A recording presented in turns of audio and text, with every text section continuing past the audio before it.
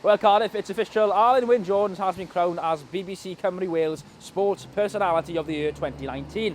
And let's be honest, following an impressive World Cup run as well as a Grand Slam year, it's hardly a surprise that the most capped Welsh player went on to win the prestigious accolade.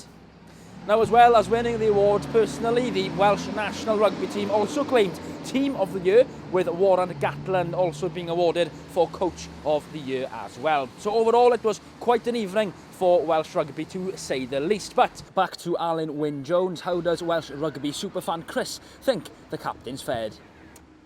There's not many words that I can describe Alun Wyn Jones.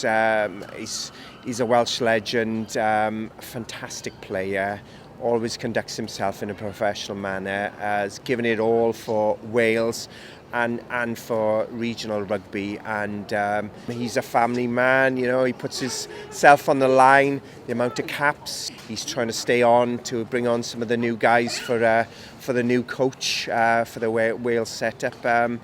I think well deserved award, and you know, obviously going in, being selected amongst the others for the Sports Personality of the Year as well. You know, that's proper recognition for services to rugby, Wales, and to the public in general.